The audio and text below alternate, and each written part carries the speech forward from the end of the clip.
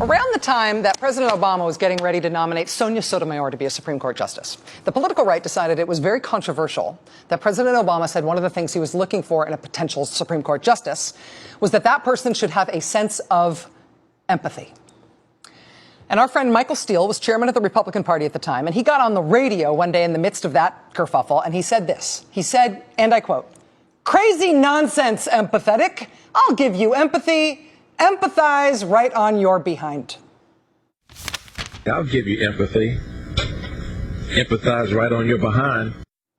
And so I bought empathizerightonyourbehind.com. We bought that website.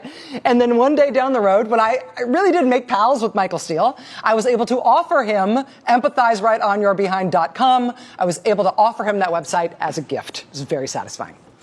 We also own FredThompsonIsInherentlyFunny.com. If I ever meet and make friends with Senator Fred Thompson, I look forward to the chance to give him that web address as well. I also have one that I've been holding on to all of these years and hoping to give to Pennsylvania Senator Rick Santorum. In the 2012 race for the Republican presidential nomination, Senator Santorum went to Florida and he gave a stump speech that included this anecdote, where he was talking about long days, door knocking on the campaign trail, and one particularly hot day when a nice lady not only opened her door to him, she invited him in for a glass of water. He says this, quote, "The lady comes back. She hands me the water. I'm patting the dog and taking a drink. The next thing I know, I have this warm sensation, and I immediately jump up, and there on my tan pants is a wet spot where you do not want a wet spot. So I get up and she says, 'Let me get that.' And I said, 'No, that's okay. I'm fine. Thank you.' She says, 'I can get a hairdryer.' I said, 'No, we're not going to do that either.' Then she offered to have me take my pants off and put them in the dryer. And by that time, I was almost out the door. I thanked her for the water and for the experience and said, 'I'll be fine.' I get out the door and I walk out on the sidewalk. I'm halfway through the neighborhood. What do you do?" The Sarasota Union Tribune newspaper in Florida wrote up that anecdote from Rick Santorum's 2012 stump speech.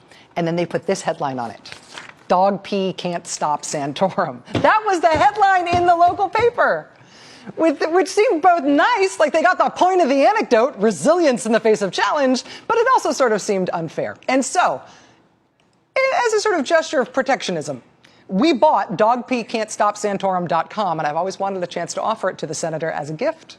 I mean no harm. I have kept that URL safe as a redirect to my own page all these years now. Particularly if you are on the left of the political spectrum, there are a handful of things you probably know instantly when you hear the name Rick Santorum. In 2003, he became nationally famous when he was discussing homosexuality and gay rights with an Associated Press reporter. He suggested an equivalence between same-sex relationships and in his words, quote, man on child, man on dog, whatever the case may be. That inspired the best AP reporter response I have ever seen transcribed, ever. The reporter said in response, quote, "I'm sorry, I didn't think I was going to be talking about man on dog with a United States senator. It's sort of freaking me out." After Senator Santorum lost his Senate seat in 2006 and started campaigning for the presidency, he did keep up a hard edge on social issues. One of the things I will talk about that no president has talked about before is I think the dangers of contraception in this country. The whole sexual libertine idea. Many in the Christian faith have said, well, that's okay. I mean, contraception's okay. It's not okay because it's a license to do things in the sexual realm that is counter to how things are supposed to be. If you know just one thing about Senator Rick Santorum, that right-wing culture warrior stuff is probably what you know. But widen the lens a little bit when you think about him. Because yes, he is running for president again for a third time this year. And he is the one Republican candidate who says he's in favor of raising the minimum wage. In my view, he is the most effective communicator, the best speaker of all the Republican candidates running for president, and that should count for something, especially in such a large field. He's also right, absolutely correct, on the issue of how badly the Fox News channel is screwing up the Republican primary this year by saying they'll only let 10 candidates in the debate, even though at least 16 are running, and they're going to set the cutoff for who makes it and who doesn't based on national polling. Rick Santorum was the first Republican candidate to both recognize how wrong that was and to be brave enough to say it out loud, even though that meant criticizing the Fox News channel out loud. In January of 2012, I was at 4% in the national polls, and I won the Iowa caucuses. I don't know if I was last in the polls, but I was pretty close to last.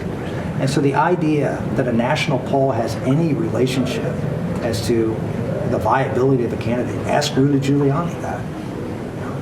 Ask Phil Graham that. He's right. He's been right on that for weeks and weeks and weeks. National polls are and should be meaningless at this point in the process. It is a perversion of the political process for Fox News to say national polls are going to decide who's allowed to debate and who isn't. He's right.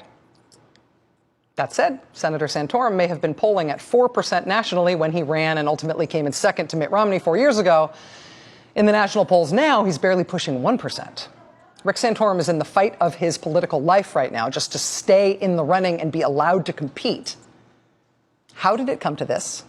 And how does he plan to turn things around? Joining us now for the interview is the former senator from Pennsylvania and now presidential candidate Rick Santorum. Love the way Senator. you're rubbing your hands there. That's. I'm really happy you're here. Relishing this opportunity. Well, I'm glad to be here. Other people aren't as excited to talk to you as I am. Is that what you're saying? No, I think you're probably as excited as I've seen in quite some time. So I'm actually I'm encouraged by that. Well, part of that is because Republicans generally don't want to talk to me. And I noticed a change in this at a very specific time. When Rand Paul first ran for Senate, he actually announced his Senate run on my show. We got along great. I used to have him and his dad both on my radio show all the time. Then we had this difficult interview where he couldn't answer a question about the Civil Rights Act. And after that, not only did I never get him back, but I never got back nationally ambitious Republican politicians ever. So did you just not get that memo? I must have missed that. But no, I'm looking forward to the opportunity to get a chance to talk about, I guess, a whole range of issues. And I gave up a lot. You gave up? You were with U2. About 2 hours ago, I had my picture taken with Bono. I was at Madison Square Garden with my daughter, and we were about to, go to the concert. But here I am. So thank you. I'm giving up. Thank you very much. What happened to your constituency from 2012? How come you are not doing better this year? I would say that most of the voters right now, if you ask them a polling question, this goes to your point, which I just heard you talk about. If you actually did a national poll and asked them to name the Republican candidates, you'd probably get 3 or 4 names at most. Most people really aren't paying that close of attention. And as you see with Donald Trump, it's who's driving the national meme that really is getting the attention and getting the numbers.